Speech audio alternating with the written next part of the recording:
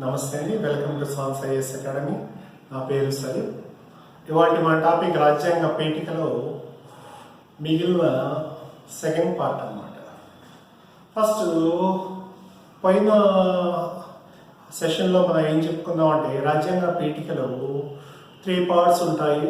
అందులో first part వచ్చేసరికి రాజ్యాంగం యొక్క స్వభావం అంటే నేచరు, సెకండ్ ఆబ్జెక్టివ్స్, రాజ్యాంగం యొక్క లక్ష్యాలు, మూడో పార్ట్ వచ్చేసరికి రాజ్యాంగాన్ని మనము ఏ తారీఖున ఆమోదించుకున్నాము.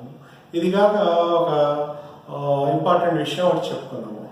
రాజ్యాంగంలో అధికారానికి మూలం, అధికారానికి మూలం ప్రజలు అని చెప్పుకున్నాము. ఇప్పుడు ఫస్ట్ పార్ట్లో వచ్చేసరికి మనము రాజ్యం యొక్క స్వభావంలో 5 ఇంపార్టెంట్ పాయింట్స్ ఉంటాయని చెప్పుకున్నాము. Sovereign, socialist, secular, democratic and republic. ఇప్పుడు ఒక్కో దాని గురించి మనము విపులంగా చర్చించుకుందాం. సావరిన్ అంటే సార్వభౌమ. సార్వభౌమ అంటే అర్థం ఏంటంటే సార్వభౌమలో చాలా విస్తృత అర్థము ఉందన్నమాట. ఇందులో ఒక ఫస్ట్ పాయింట్ ఏమొచ్చిందంటే స్వతంత్ర, నెక్స్ట్ అధినివేశం కాని దేశము, మూడో పాయింట్ వచ్చేసరికి ఆశ్రిత దేశం కాదు, 4 ఇండివిజువల్గా ఇందులో ఒక దేశంలో ఉండే ప్రజలందరూ, ఆ దేశంలో ఉండే సంస్థలన్నీ, ఆ దేశము ఇతర విదేశీయాల యొక్క అధికారానికి లోను కాకుండా పూర్తి స్వేచ్ఛగా ఉండడమే సార్వభౌమ అని చెప్పుకుంటాము. అయితే సార్వభౌములు ఫస్ట్ పాయింట్ ఏంటంటే స్వతంత్ర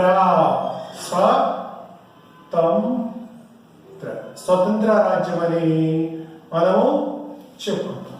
స్వతంత్ర రాజ్యం అంటే ఏదైనా ఒక దేశము సార్వభౌమ దేశం అవ్వాలంటే ముందు ఆ దేశము స్వతంత్ర రాజ్యంగా ఉండాలి. ఆ తర్వాత అది ఆశ్రిత దేశం కాకూడదు. ఆశ్రిత రాజ్యం కాకూడదు. ఆశ్రిత రాజ్యం కాదు ఆశ్రిత రాజ్యం కూడా అయి ఉండకూడదు అనేది సెకండ్ పాయింట్ అనమాట. థర్డ్ ఏంటంటే అధినివేశ దేశం కాదు. అధినివేశ రాజ్యం అంటే డొమినియన్ కాదు అని అర్థం అన్నమాట. ఇది కాకుండా ఒక దేశంలో ఉండే రాజ్యంలో ఉండే సమస్త ప్రజలు మరియు సంస్థల పైన పూర్తి అధికారము ఆ దేశానికి చెంది ఉండడము మరియు విదేశీయ యొక్క అధికారానికి లోను కాకుండా ఉండడము సార్వభౌమత్వాన్ని సూచిస్తుంది అన్నమాట. సమస్త ప్రజలు దేశంలో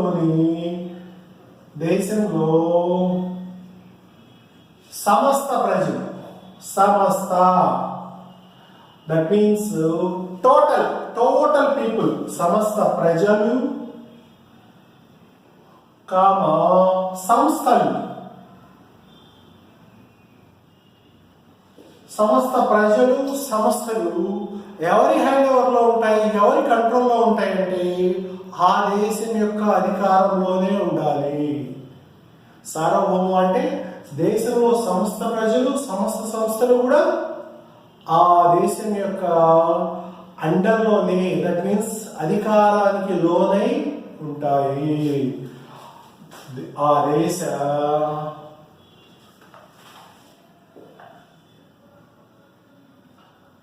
అధికారానికి లోబడి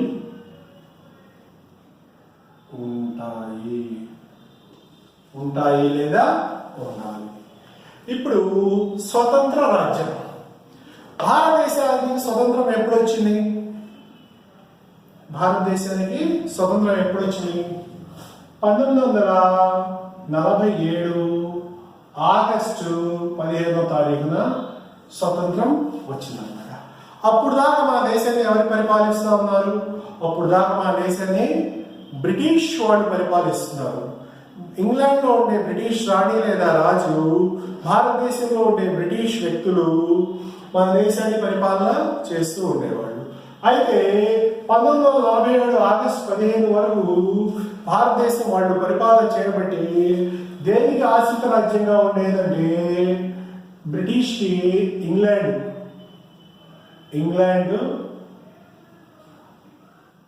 లేదా బ్రిటన్కి మనము ఆశ్రిత రాజ్యంగా ఉండేవాళ్ళు. 1947 ఆగస్టు 15 మన స్వాతంత్ర రంగాల్లో భారతదేశము అధినివేశ రాజ్యంగా ఏర్పడింది. ఏ రాజ్యంగా ఏర్పడింది? అధినివేశ రాజ్యంగా ఏర్పడింది. మనం చట్టాలను చేసిన చివరికి ఎవరి పేరు మీద ఉండేవి? ఆ రాజు పేరు మీద, బ్రిటిష్ గవర్నమెంట్ యొక్క పేరు మీద ఉండేవి అనమాట. ఎప్పుడు దాకా ఉండేవి అంటే 1950 జనవరి 26వ తారీఖు దాకా అధినివేశ రాజ్యంగా ఉండేది. ఎప్పటి నుంచి ఎప్పుడు దాకా?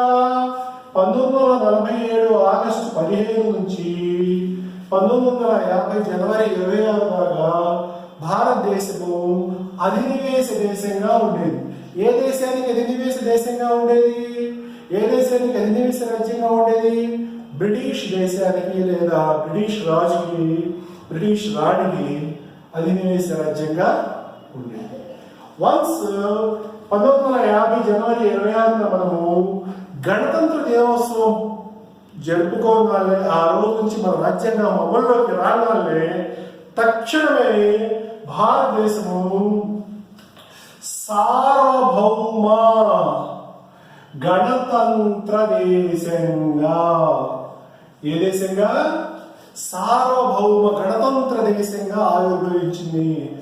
సర్వసత్తాక సార్వభౌమ ప్రజాస్వామ్య గణతంత్ర దేశంగా ఆవిర్భవించింది అనమాట. ఆ రోజు నుంచి మనకు మన చట్టాలని మనమే తయారు చేసుకున్నాము. మన చట్టాలు మన పేరు మీదే, మన రాష్ట్రపతి పేరు మీదే, మన యొక్క రాష్ట్రపతి పేరు మీదే ఆ చట్టాలు చేయబడేది. అప్పటి నుంచి భారతదేశము సార్వభౌమ దేశంగా, గణతంత్ర దేశంగా 1950 జనవరి 26 నుంచి అమల్లోకి వచ్చింది. స్వాతంత్రం మాత్రం భారతదేశానికి 1947 ఆగస్టు 15 వచ్చింది. అది అప్పుడు దాకా బ్రిటిష్ దేశం కింద ఆశ్రిత రాజ్యంగా ఉండేది. ఆశ్రిత రాజ్యం ఉన్న తర్వాత 1947 ఆగస్టు 15 స్వతంత్రం వచ్చిన తర్వాత భారతదేశము మనకు 1950 జనవరి 26 వరకు అధినివేశ దేశంగా ఉండేది. బ్రిటిష్కి అధినివేశ దేశంగా ఉండేది. 1950 జనవరి 26న మనకు రాజ్యాంగం అమల్లో వచ్చిన తేదీ నుంచి భారతదేశము సర్వసత్తాక సార్వభౌమ గణతంత్ర ప్రజాస్వామ్య దేశంగా విస్తరించబడింది. ఓకే, నెక్స్ట్ సార్వభౌమ దేశం అంటే అది స్వతంత్ర రాజ్యం అయి ఉండాలి, ఆశ్రిత రాజ్యం కాకుండా ఉండాలి. ఆశ్రిత రాజ్యము కాదు, అయి ఉండరాదు. అధినివేశ రాజ్యం కూడా అయి ఉండరాదు, అధినివేశ రాజ్యం కూడా కాదు. ఆ దేశంలోని సమస్త ప్రజలు, సంస్థలు ఆ దేశం యొక్క అధికారానికి లోబడే ఉండాలి. మరియు ఆ దేశానికి పూర్తి స్వేచ్ఛ ఉంటుందన్నమాట. ఏ విషయంలో అయినా సరే పూర్తి స్వేచ్ఛ ఉంటుంది. భారతదేశం యొక్క భూభాగాలని, ఆ దేశ భూభాగాలని మనము ఇతర దేశాలకు మనము ఇవ్వవచ్చు. మన దేశ భూభాగాలని ఇతర దేశాలకు ఇచ్చుకునే పూర్తి స్వేచ్ఛ మనకు ఉంటుంది.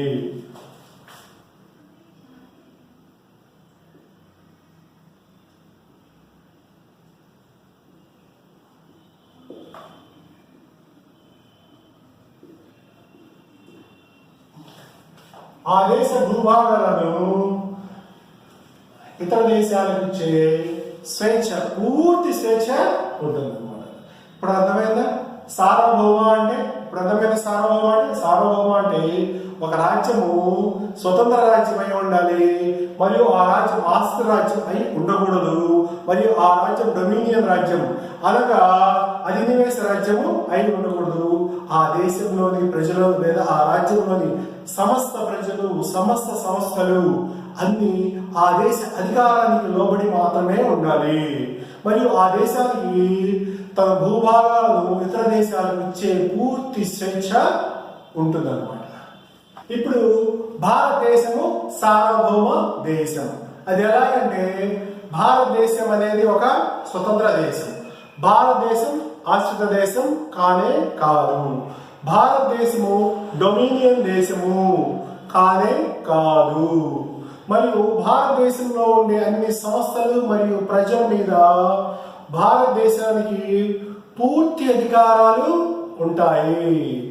భారతదేశము తన భూభాగాలను ఇతర దేశాలకు ఇచ్చే పూర్తి స్వేచ్ఛ భారతదేశానికి ఉంటుంది.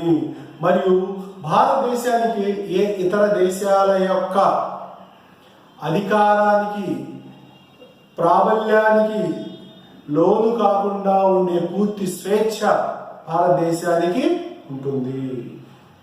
ఈ విధంగా భారతదేశము సార్వభౌమ దేశంగా అవతరించింది.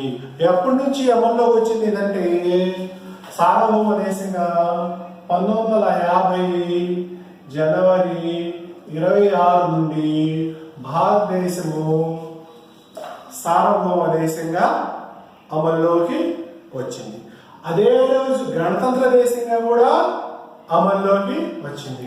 ఇప్పుడు ఎగ్జామినర్ క్వశ్చన్ ఎలా అడుగుతాడంటే ఈ పాయింట్లో భారతదేశము రిపబ్లిక్ దేశంగా ఎప్పుడు అవతరించిందంటే ప్రతి ఒక్కరు ఖచ్చితంగా రాస్తాము. ఎందుకంటే రిపబ్లిక్ డే జనవరి 26 జరుపుకుంటాము. 1950 జనవరి 26 మనకు రిపబ్లిక్ డే రాజ్యాంగం అమల్లోకి వచ్చింది కాబట్టి ఆ రోజుని రిపబ్లిక్ డే జరుపుకుంటాం కాబట్టి ఆ రోజున 1950 జనవరి 26 చెప్పి అందరూ ఆన్సర్ చేస్తారు. అదే భారతదేశం సార్వభౌమ దేశంగా ఎప్పుడు అమల్లోకి వచ్చిందంటే అందరూ దాదాపుగా వాడు ఆప్షన్స్ ఇలా ఇస్తాడు. 1950 జనవరి 26, 1947 ఆగస్ట్ 15, 1949 నవంబర్ 26, నెక్స్ట్ 1946 డిసెంబర్ 13. ఇలా ఇవ్వగానే అందరూ ఇదేమో రిపబ్లిక్ డే, ఇది స్వాతంత్రం వచ్చింది, ఇది మనకు మన రాజ్యాంగాన్ని ఆమోదించుకున్న దినము, ఇదేంటి అని కన్ఫ్యూజ్ అవుతారు. అలా కన్ఫ్యూజ్ అవ్వాల్సిన పర్లేదు. 1946 డిసెంబర్ 13న మన యొక్క రాజ్యాంగ పరిషత్లో మన జవహర్లాల్ నెహ్రూ గారు ఫస్ట్ ఆ రోజున లక్ష్యాలని ఆ రోజున చదివి భారతదేశ యొక్క రాజ్యాంగము ఈ లక్ష్యాలను సాధించే విధంగా ఉండాలి, ఈ విధంగా మనము భారతదేశ యొక్క రాజ్యాంగాన్ని తయారు చేయాలి అని చెప్పేసి ఆ రోజు నిర్ణయించి ఆ రోజు తన ప్రసంగిస్తారన్నమాట. దీని ఆధారంగానే మనము రాజ్యాంగాన్ని తయారు చేస్తున్నాము. భారతదేశము సార్వభౌమ దేశంగా ఎప్పుడు అవతరించింది? మనకు ఈ 4 ఆన్సర్లు ఇప్పుడు చెప్పుకుందాం కదా వీటి గురించి. ఇందులో కరెక్ట్ ఆన్సర్ వచ్చేసరికి 1950 జనవరి 26. 1950 జనవరి 26న భారతదేశము సర్వసత్తాక గణతంత్ర సార్వభౌమ ప్రజాస్వామ్య దేశంగా అవతరించబడింది. తర్వాత భారతదేశం యొక్క సార్వభౌమత్వం మీద కొన్ని డౌట్స్ ఉంటాయి. సార్వభౌమత్వం అంటే మనము ఏ దేశానికి అధినివేశ దేశం కాదన్నారు, కానీ మన భారతదేశము కామన్వెల్త్ కంట్రీస్లో ఒక కంట్రీగా ఉంది అనేది కొంతమంది యొక్క డౌట్. కామన్వెల్త్ నేషన్స్ అంటే, కామన్వెల్త్ దేశాలంటే మనము అదొక ఒప్పందం మాత్రమే, అది ఒక ఒప్పందము మాత్రమే. 1949లో అందరూ రాజ్యాంగ పరిషత్తులు అందరూ మన జవహర్లాల్ నెహ్రూ గారిని ఇదే క్వశ్చన్ అడిగారు. అడిగితే అప్పుడు నెహ్రూ గారు ఒక సమాధానం చెప్పారు. మనము ఇతర దేశాలతో చేసుకున్న ఒప్పందము భారతదేశం యొక్క సార్వభౌమత్వాన్ని దెబ్బతీయదు. అది సత్సత్ సంబంధాల కోసం మాత్రమే, మంచి సంబంధాల కోసం మాత్రమే అది మనం ఏర్పరచుకున్న ఒక ఒప్పందము. మనము ఏ రోజు కావాలంటే ఆ రోజు మనం ఆ ఒప్పందంలో నుంచి బయటకి రావచ్చు. అలాంటిది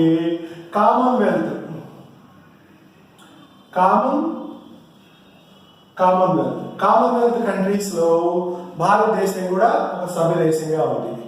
అంటే బ్రిటిష్ కామన్వెల్త్ దేశానికి అధినాయకుడు ఎవరంటే బ్రిటిష్ రాజు లేదా రాణి. అలాగని చెప్పేసి భారతదేశం బ్రిటిష్ యొక్క అండర్లో ఉందా అంటే కాదు. అది ఒక ఒప్పందం మాత్రమే. కావాలంటే ఈ ఒప్పందంలో నుంచి మనము బయటకు రావచ్చు. ఫర్ ఎగ్జాంపుల్ మన ట్రంప్ గారు ఏం చేశారు, అమెరికా అధ్యక్షుడు ప్యారిస్ ఒప్పందం నుంచి ఏ విధంగా బయటకు వచ్చారు, అలాగే మనము ఆ ఒప్పందం నుంచి కావాలంటే బయటకి రావచ్చు. నెక్స్ట్ ఇంకో పాయింట్, యుఎన్ఓలో సభ్య దేశము. యుఎన్ఓ అంటే ఐక్యరాజ్య సమితి, యునైటెడ్ నేషన్స్ లో మనం ఒక సభ్య దేశము. సభ్య దేశం అయినంత మాత్రాన మనం యుఎన్ఓ ఏం చెప్తే అదే విధానం ఉందా? లేదు. మనకు నచ్చినవి మన యుఎన్ఓలో నచ్చినవి మనం చేస్తాము. వాళ్ళు మన దేశానికి హాని చేసే విధంగా, మన దేశానికి కీడు చేసే విధంగా ఏమన్నా ఉంటే మనం అబ్జెక్ట్ చేసి దాంట్లో నుంచి కూడా బయటకు వచ్చే పూర్తి స్వేచ్ఛ, పూర్తి అధికారము మన దేశానికి ఉంది. ఇలా పూర్తి స్వేచ్ఛ, పూర్తి అధికారం కలిగి ఉండడాన్ని సార్వభౌమత్వం అంటారు. ఈ విధంగా భారతదేశము ఒక సార్వభౌమ దేశంగా అవతరించింది. ఇందులో భారతదేశము కామన్వెల్త్ కంట్రీలో ఎప్పుడు, కామన్వెల్త్ దేశాల్లో ఎప్పుడు చేరిందంటే 1949లో కామన్వెల్త్ దేశాల్లో చేరింది అనమాట. యుఎన్ఓలో ఐక్యరాజ్య సమితి, యునైటెడ్ నేషన్స్ ఆర్గనైజేషన్లో ఎప్పుడు చేరిందంటే భారతదేశము 1945లో చేరింది అనమాట. ఇవి రెండు చిన్న important bits for police constables, SI వాటికి ఇంపార్టెంట్ బిట్స్.